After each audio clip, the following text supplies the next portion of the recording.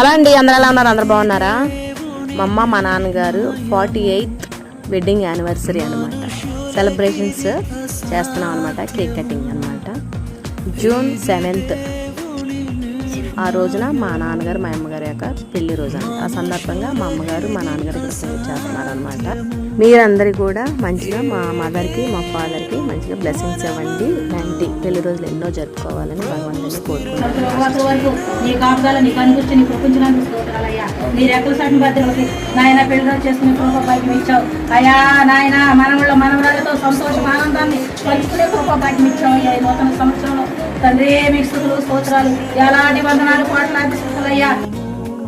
ఇలా ప్రార్థన అయిపోయిన తర్వాత మా అమ్మగారు మా నాన్నగారు ఒకరు ప్రార్థన చేసిన తర్వాత మా బ్రదర్ అండ్ మా మరదలు వచ్చేసి బైబిల్ పఠనం చేశారనమాట. వాటిని తీసి వాక్యం చదివారనమాట బ్లెస్సింగ్స్ కోసం.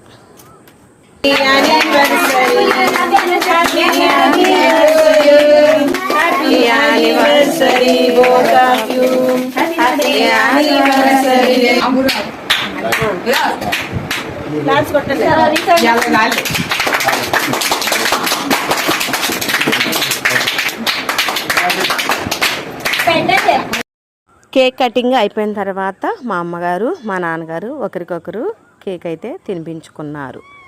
తర్వాత నేను మా అమ్మగారికి మా నాన్నగారికి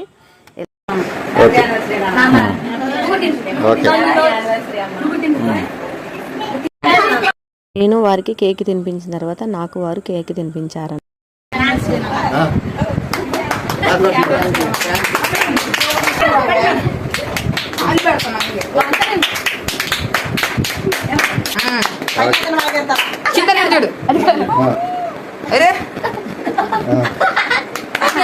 నేను మా అమ్మగారికి మా నాన్నగారికి కేక్ తినిపించిన తర్వాత మా అమ్మ మా నాన్న నాకు కేక్ తినిపించారు. తర్వాత స్వాతి అక్క కేక్ పెట్టి విషెస్ తెలియజేశారు.